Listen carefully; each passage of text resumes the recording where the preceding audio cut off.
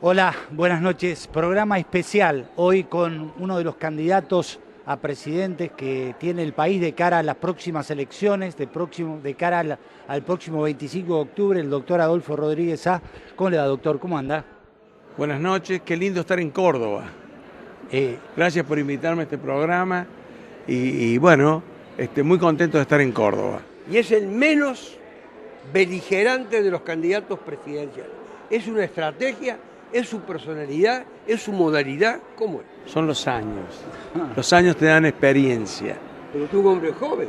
Sí, pero tengo mucha experiencia. Gubernamental sobre todo. Mucha experiencia gubernamental y mucha experiencia de la política con mayúscula.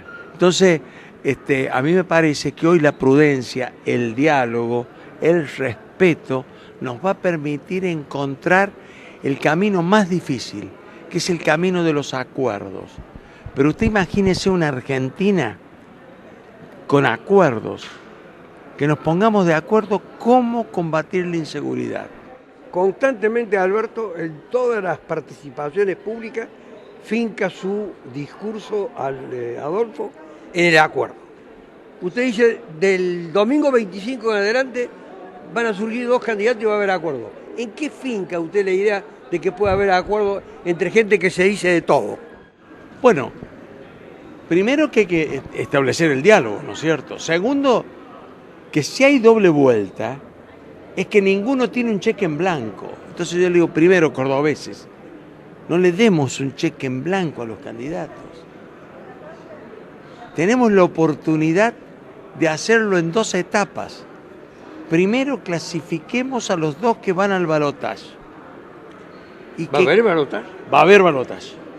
Va a haber balotaje. Sí, hay escenario de balotaje, eso está claro, ¿sí? Todos los encuestadores están marcando eso. Permítame analizar en ese escenario. Si hay balotaje, van a necesitar de un acuerdo con los candidatos que queden excluidos del balotaje. Entonces la gran oportunidad de hacer un acuerdo por la Argentina, 4 o 5 puntos básicos, de los puntos que fueron comunes denominadores, por ejemplo, en el debate. Entonces me parece a mí que si todos vemos que la pobreza es un problema, unos lo vemos más grave, otros menos grave, uno le ponemos, como le pongo yo, un enorme contenido de justicia social y otros tal vez una visión un poco más fría. Pero si nosotros ponemos en un programa que vamos a combatir la pobreza y establecemos cómo y en qué términos, es probable que el presidente que asuma el 10 de diciembre pueda a los 4 años entregar el mando a otro presidente diciéndole, mirá, yo recibí la Argentina con el 28,7 de pobres y hoy hemos logrado que el 20%, o sea, del 28 al 20, ya han superado la línea de pobreza, tienen trabajo y son clase media. Y los chicos de esas familias comen en su casa con su papá y su mamá y van a la escuela. Y creíamos que estaban acostumbrados a vagar y que no querían trabajar. Y cuando tuvieron la oportunidad están trabajando. Entonces es otra Argentina. A esa Argentina yo apuesto. Se necesita diálogo, se necesita acuerdo y se necesita un diálogo cordial y amigable. Porque usted y yo tal vez pensemos diferente en muchas cosas, pero si tenemos un diálogo cordial y amable, es probable que en todo lo que estemos de acuerdo podamos poner la fuerza juntos para lograrlo. Y en lo que estemos en desacuerdo es lo que nos distingue si los respetamos, y es probable que con el tiempo vamos encontrando otros caminos comunes. Claro. El 26 de octubre, al día siguiente, deberíamos sentarnos todos los que estamos involucrados en este tema a suscribir un acuerdo. Yo le llamo Acuerdo por la Argentina, pongámosle el nombre que se quiera. Entonces el pueblo argentino va a tener la posibilidad el 22 de noviembre de elegir un programa. Va a saber que sea cual sea el destino de la elección, vamos a tener asegurada que ciertas cosas se van a lograr. Y esa es otra Argentina. ¿Usted percibe que va a haber más votantes que en las PASO y esto pueda tener incidencia? Porque usted también ha hecho algunas referencias públicas sobre la gran cantidad de votantes que puede haber. Creo yo que el debate dio una oportunidad enorme, un crédito. Respetamos al ciudadano asistiendo al debate. Le dimos al ciudadano el derecho que tienen de saber qué pensamos, cómo actuamos, cómo nos interrelacionamos, porque en un debate no es solamente mi opinión, que yo acá en este momento podría vertir una opinión, pero no es lo mismo que yo vertir una opinión acá que en el compromiso de un debate donde están acordados los temas y donde están presentes los otros candidatos y nos podemos preguntar entre nosotros. Entonces este respeto al ciudadano me parece a mí que va a tener una doble influencia. Me parece que va a generar menos voto en blanco y más asistencia al comicio. Tenga presente que 11 millones de argentinos no votaron y 1 millón votó en blanco. Son 12 millones de votos que pueden alterar sustancialmente la decisión. Claro. Indudablemente el otro día en el debate quedó claro, por lo menos para muchos, cuál es el posicionamiento de cada uno respecto a cuáles son las prioridades. Usted marcó cuáles son sus prioridades en el caso de llegar a la presidencia. ¿Por qué no hablamos un poquito de eso? Porque me parece que la gente está ávida de escuchar que hay alguien que está dispuesto a trabajar seriamente por los mayores problemas que tiene la Argentina, ¿sí? Bueno, mire, primero, sintéticamente, yo digo que hay que trabajar para erradicar la pobreza, que es el máximo símbolo de la injusticia social. Nosotros no podemos condenar con una total insensibilidad que un niño de una familia pobre no tenga el alimento suficiente para desarrollar su inteligencia en todo el potencial que le dio Dios y la naturaleza. Entonces no los podemos condenar a una desigualdad que durará toda la vida y que lo condenará toda la vida a los peores lugares en la sociedad. Entonces, primero, con sensibilidad, son seres humanos. Y a estos seres humanos le tenemos que dar la oportunidad desde que nacen a que estén en igualdad de oportunidades con el resto. Sí. Entonces, es un tema de justicia social absoluta, enorme. Sí, claro. Bien, y si nosotros además pensamos que si tienen trabajo, van a, como dije recién, van a comer con su papá y con su mamá, la familia argentina allí va a poder transmitir los valores, la cultura,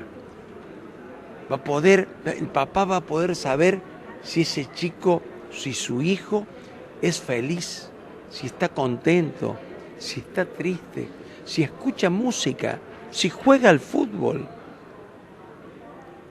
Si no juega, ¿por qué no juega? Si sus amigos lo quieren.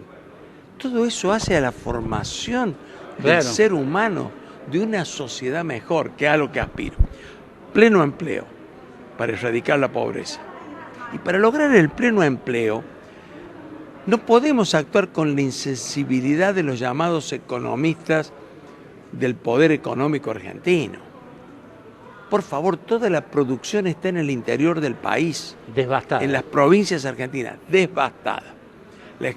Las llamadas economías regionales, la caña de azúcar, el limón, el algodón, el arroz, el tabaco,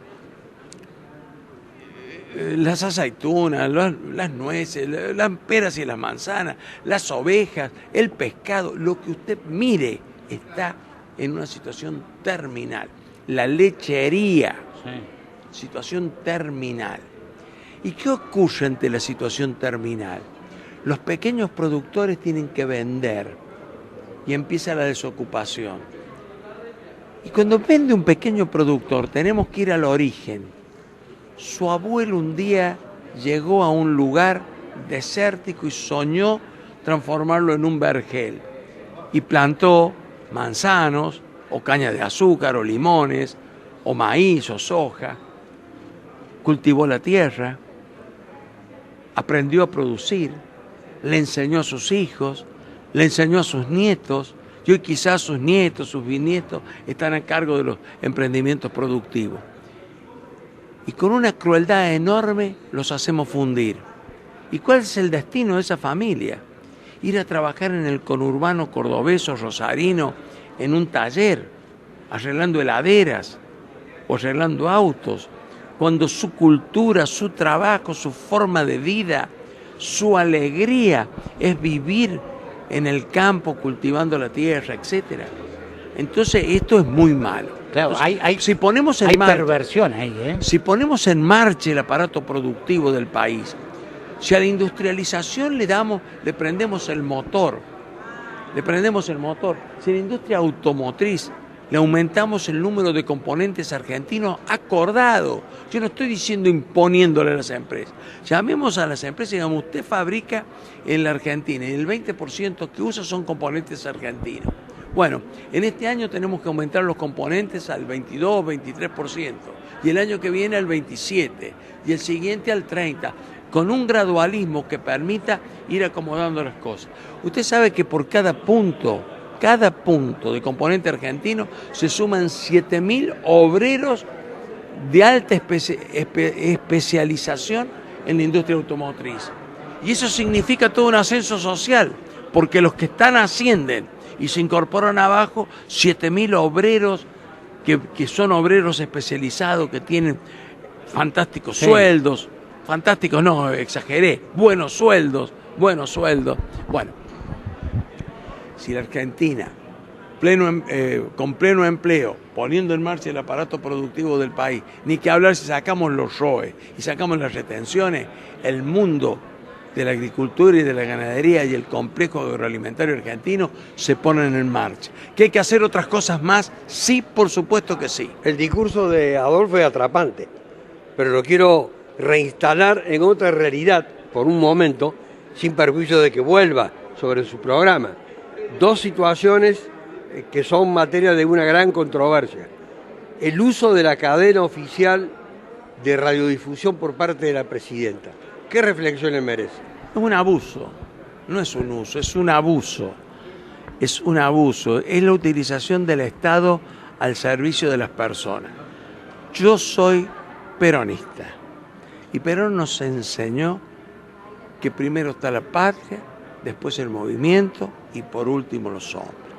Nos enseñó a tener valores y a mí me parece que el abuso de la cadena nacional al servicio personal de una persona es un abuso, más allá que la ley le pueda tal vez otorgar el derecho a hacerlo. Y aunque sea discutible, tal vez puedan encontrar jueces que digan, no, está bien, hay un articulito, un inciso que se lo permite, pero es un abuso. Si yo fuera presidente, pondría normas más estrictas en el uso de la cadena. Y yo no usaría la cadena nacional, salvo para un hecho excepcional. El presidente de la nación, cualquier persona importante, tiene de por sí un atractivo para el periodismo. Claro, por supuesto. Si la señora presidente hablara, estarían los medios de comunicación transmitiendo, pero una cosa es que el medio de comunicación transmita voluntariamente y otra cosa es que transmita obligatoriamente y que se interrumpa la programación habitual para transmitir un evento que según el criterio de la presidencia es de importancia. Y después vemos que no es de importancia nacional, es de importancia para el Frente para la Victoria o es de importancia para la persona de la señora presidenta. Creo que es erróneo y yo descalifico que se use la cadena nacional con fines personales. Y el uso de las Fuerzas Armadas para combatir el narcotráfico, como lo propone uno de sus competidores. Massa. No estoy de acuerdo en establecer primero el concepto de que le vamos a dar a las Fuerzas Armadas el rol patriótico de salvador de la patria. Porque nosotros tenemos una dura experiencia en nuestra historia que de salvadores a la patria se transformaron muchas veces en golpes de Estado con nefastos resultados para la Argentina. Entonces, me parece a mí que a las Fuerzas Armadas, llamarlas como fuerzas auxiliares en un momento de emergencia puede ser algo para pensar. Pero es muy simple lo que hay que hacer en la Argentina. Tenemos que ordenar el trabajo. Mire, creo que mi programa es mucho mejor que el de Massa en este sentido. La Ley Nacional de Seguridad Interior dice que el presidente de la Nación preside el Consejo Nacional de Seguridad Interior. Yo convocaría al Consejo Nacional de Seguridad Interior como presidente de la Nación Argentina. Sentaría en la mesa a todos los gobernadores de provincia, con todos los jefes de policía de las provincias y los ministros de seguridad, a las fuerzas de seguridad y su plana mayor, Policía Federal, Gendarmería, Prefectura, etc. Y primero definiría las competencias, porque fíjese que en las competencias, en la superposición de competencias, tenemos un desastre en el resultado. Caso Nisman, la custodia de una fuerza, la otra custodia, la de la casa, de otra fuerza, la CIDE con otra custodia. La Policía Federal es la que tiene que actuar, la Gendarmería, la Prefectura, Puerto Madero actúa la Prefectura. Entonces, en definitiva, ¿por qué no estaban funcionando todas las cosas y se descubre el criminal? Porque hay superposición de competencias que permite que cada uno eluda la responsabilidad diciendo que no le compete. Competencias claras. Gendarmería Nacional está creada para cuidar las fronteras. Muchachos a la frontera, salgan del conurbano bonaerense, salgan del conurbano rosarino. Vamos a cuidar la frontera. Prefectura, vamos a cuidar los ríos y el mar. Basta de pesca clandestina en el mar territorial argentino. Nos roban nuestra riqueza. Bien. Y la seguridad territorial, fortalecer a las policías provinciales y a las policías federales, dándole estrictos ámbitos de competencia para cuidar el territorio. Dotarlas de la capacidad operativa necesaria, plantear el tema de la capacitación y de los sueldos y poner normas estrictas para manejar la situación. Crear una fuerza especial, una agencia especial de combate contra el narcotráfico y el crimen organizado, altamente capacitado, muy bien remunerado. Esa fuerza tiene que tener también contadores, abogados, ingenieros, hasta ingenieros agrónomos, para combatir las diversas formas que las mafias y el narcotráfico utilizan para violar la ley. Entonces, me parece a mí que en ese ordenamiento vamos a encontrar el camino. Si en eso alguna tarea auxiliar tiene que hacer el Ejército, la Marina o la Aeronáutica, encomendémosle la tarea especial, extraordinaria, específica por un momento. Está claro. Extraordinario. Habla con la ventaja que le da el hecho de haber sido presidente de la República. Ninguna duda. Sí, tengo, perdón. Sí. El único de los candidatos que ha sido presidente de la República. Y tengo una enorme experiencia. Entonces, ahora se está dirigiendo a sus futuros votantes. Sí. Estoy hablando con el corazón yo me siento un patriota, estoy sirviendo a la patria. No llevo ningún interés personal en lo que estoy haciendo. Estoy en inferioridad de condiciones electorales, pero yo puedo hacer un aporte a la patria. Y eso es lo que quiero hacer. Tengo una enorme experiencia, tengo una enorme capacidad de diálogo, tengo un acumulado en mis espaldas un bagaje de conocimientos para saber hacer una cantidad de cosas que me lo ha dado la enorme experiencia que tengo. Entonces la tengo que poner a disposición del país. ¿Y qué puedo lograr? Que haya ese acuerdo a favor de los argentinos que nos permite mirar el futuro de otra forma. No digo que se haga el combate al narcotráfico y a la inseguridad exactamente como yo digo, pero este puede ser una base para discutir cómo hacerlo. Y vendrá cada uno y aportará cosas seguramente muy inteligentes. Ahora, si tenemos un solo plan, ahora ponemos toda la energía de la Argentina para cumplirlo. Si cada uno piensa individualmente una solución, es difícil. La enorme experiencia, yo digo la sabiduría, viste que en el Martín Fierro, el viejo Vizcacha, que daba consejos, y vos los leés y dices, la sabiduría del presidente Pepe Mujica de Uruguay, que con sus años de experiencia supo ponerle al Uruguay un marco interesante para el progreso. Sí, es una referencia. Y Mujica, para el respeto. Podemos discrepar en cosas que haya hecho Pepe Mujica, que estén bien o que estén mejor, pero lo que no podemos discutir, que al Uruguay le hizo bien una etapa de madurez, de reencuentro.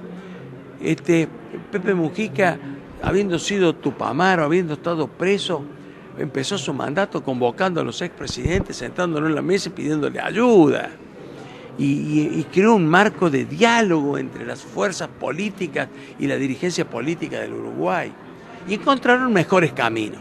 Por supuesto, luego vienen otras etapas y se mejora y el progreso siempre tiene un nuevo desafío. Pero en el desafío de la Argentina de hoy, con una enorme decadencia, el diálogo, el reencuentro, yo digo, además no cualquier diálogo, el diálogo amigable. El diálogo amigable, que en alguna medida fue el debate los otros días, exacto, sí, permitió que aún siendo adversarios, incluso adversarios que queríamos marcar diferencias, encontrábamos marcos de discusión muy respetuosos que nos permitía encontrar un camino. Si lo trabajamos, eso fueron 2 horas, si lo trabajamos unas horas más, seguramente que puede alumbrar en la Argentina cosas muy buenas para la Argentina. En las participaciones públicas se advierte por parte de quienes intervienen en ella un gran respeto por Adolfo, sí, cuando se dirigen a él.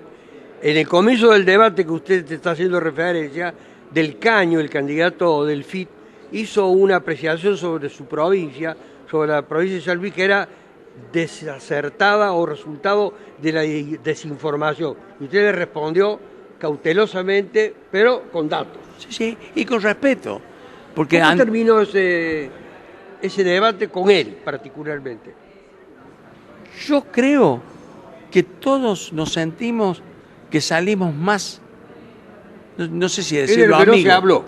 Sí, sí, no digo más amigos, pero creo que todos nos respetamos más como seres humanos. Cuando en los bloques intermedios había un trato muy cordial entre todos nosotros.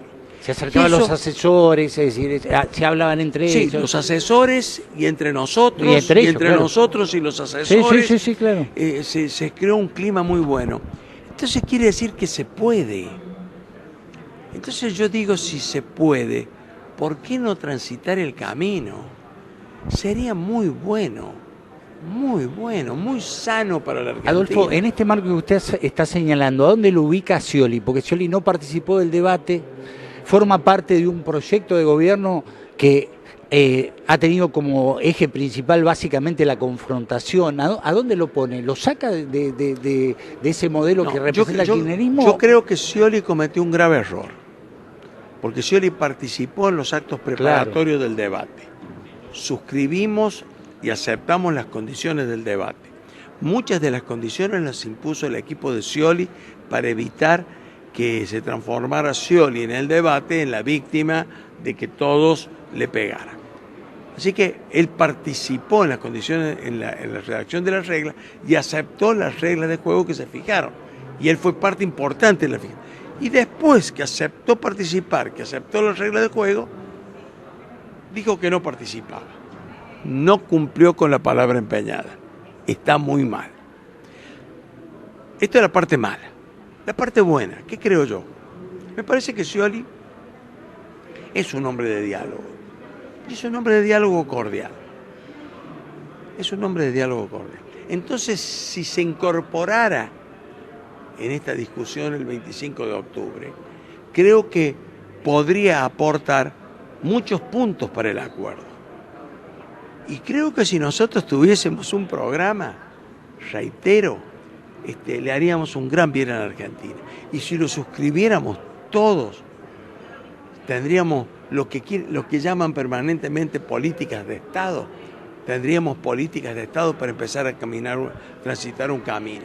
¿Y sabe cuál es la ventaja? Que quizás a los 6 meses el que sea presidente de la Nación puede convocarnos de nuevo y decir, muchachos, los 5 puntos que me encomendaron están en marcha. Rendir cuenta y decir, acordemos 5 puntos más. Claro. Y empezar a transitar el camino de los argentinos. Bueno, yo humildemente creo que ese puede ser un aporte impresionante. Le hacemos algunas preguntas así rápidas y usted nos responde de la misma manera si puede. Mario Blecher dijo ayer que había que acordar con los holdouts, con los fondos buitres, porque era el único camino como para salir más o menos airosos de esta situación. El kirchnerismo, todo el gobierno, todo le salió a la yugular. ¿Cómo ve el tema de la deuda? ¿Cómo ve el tema puntual ese? Primero, yo ayer participé en un debate en el Senado donde fui muy duro sobre el tema. La deuda externa argentina es el más grande monumento a la corrupción. Entonces, se hacen los tontos discutiendo por el costado cosas secundarias para tapar la corrupción. Hay fondos buitres, también hay funcionarios buitres, hay abogados buitres, hay comisionistas buitres, hay amigos de los funcionarios buitres. Entonces no es solamente los fondos buitres, porque los que están buscando acuerdos también son buitres, hay que ver con cuánto se queda. Mire, nosotros al Club de París le debíamos 5.000 millones y no se sabía por qué. Nunca se abrió el libro para saber cuál es la razón de la deuda. No lo voy a explicar acá pero esta es la realidad. Un día fue el ministro de Economía y sin discusión, sin abrir los libros, suscribió un compromiso de la Argentina para pagar, en vez de 5.000 millones, que es lo que debíamos, pagar 9.400 millones de euros. 4.700 millones más, casi el doble de lo que debíamos. Bueno, no se puede justificar eso si no es pensando en que algo corrupto hay en el medio. Porque condenamos al pueblo argentino a pagar 4.700 millones de euros, cifra que alcanzaría para poner en marcha miles y miles de empleos, para poner en marcha toda la economía del país. Entonces es muy atenta mucho. Claro. El segundo tema es la prórroga de la jurisdicción. La prórroga de jurisdicción, llevar el debate al juez extranjero, es una cuestión, por lo menos a mí también, muy discutible en la deuda soberana. Grecia, va el primer ministro griego, habla con Europa y vuelve y se lo plantea al Parlamento. Y el mundo entero sabe que va a haber una sesión del Parlamento para aprobar o no la propuesta que elaboró el primer ministro griego con las autoridades internacionales. El Parlamento discute un día entero y al final resuelve que va a hacer una consulta popular para que el pueblo defina por el sí o el no de la aprobación del acuerdo. Y 10 o 15 días después aprueban o rechaza el pueblo griego. Y el Parlamento consolida. No decide Griesa, deciden ellos. Claro. Nosotros no decidimos nada. Eso es una demostración de soberanía, la de los griegos. Claro. Y la nuestra de entrega, de falta de transparencia. Entonces, me parece que ahora con esta introducción doy la respuesta. Tenemos que resolver el problema de la deuda, sabiendo que es un monumento a la corrupción, sabiendo que está afectada nuestra soberanía. En consecuencia, yo creo que le tenemos que dar un rol protagónico al Parlamento, hacer una propuesta con el Parlamento y con el pueblo argentino, todos unidos, no con una imposición de sanciones express, que el pueblo no sabe de qué se trata, sino explicando de qué se trata. Entonces ahora vamos a tener que poner el esfuerzo organizado para pagar lo que haya que pagar, para construir lo que haya que construir, para mirar el futuro juntos y tomar las decisiones del futuro para que nunca más ocurra esta corrupción y que la Argentina sea respetada en el mundo. Pero me parece a mí que pagar, porque el juez Griesa dice que hay que pagar, es un error muy grande. ¿Trabaja usted para la integración de la Corte Suprema de Justicia de la Nación, que en diciembre va a quedar reducida a 3 miembros? Yo opino, ninguno de los candidatos a presidente, ni el actual presidente, tiene 2/3 para nombrar los miembros de la Corte. Entonces, la única forma de destrabar su nombramiento es con un acuerdo patriótico. Y le pongo la palabra patriótico porque no es un acuerdo de toma y daca entre 2 o 3 vivos que reparten uno para vos y otro para mí, sino un acuerdo patriótico, desde mi punto de vista, es que podemos decir, bueno, necesitamos una corte independiente. A ver, veamos entre los académicos argentinos. Podemos seleccionar 10 personalidades entre los académicos argentinos con suficientes quilates, honestidad y honorabilidad para que sean miembros de la Corte. Entre los jueces y camaristas y miembros de las Cortes provinciales de todo el país, ¿no hay 10 con suficiente honorabilidad y prestigio? Entre los abogados del foro, ¿no hay otros 10 más con suficiente prestigio? Ahora, si tenemos, por decir, doy un número cualquiera, tenemos 20 o 30 personas para seleccionar, ¿no nos podemos poner de acuerdo los argentinos? ¿Cuál de estas personalidades puede darnos garantía a todos para que cuide su derecho, mi derecho, el derecho de Cristina Kirchner, también el derecho de Lázaro Báez, también el derecho de cada uno de los argentinos? No jueces que vayan a ser parciales a favor o en contra del gobierno de turno. Claro. Sino que nos garanticen a todos que nos van a cuidar los derechos. Esa es la Corte Suprema, esa es la calidad institucional. Eso dice el artículo 1 de la Constitución. La nación argentina, fíjese, no dice ni el Estado ni el gobierno, dice, la nación argentina adopta como forma del gobierno el sistema representativo, republicano y federal. Republicano, con 3 poderes independientes entre sí. Bueno, así como el debate jerarquizó desde mi punto de vista la política, jerarquizó al ciudadano, jerarquizó a los candidatos, a los periodistas, a los organizadores, a todos nos dio es verdad. un lindo paso en la Argentina que se decadente, un paso interesante.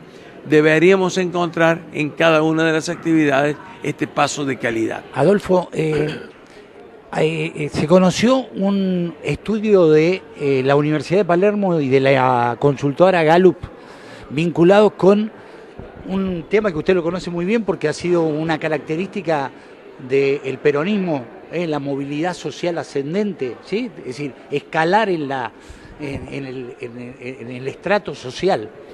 Y el resultado de esa encuesta es alarmante, porque el 25% de los consultados entiende que el motivo o la causa del ascenso social es a partir del fraude o de la corrupción. En segundo lugar, dice de una cuestión azarosa como puede ser la herencia, el ascenso social. En tercer lugar pone el esfuerzo y en cuarto lugar la educación.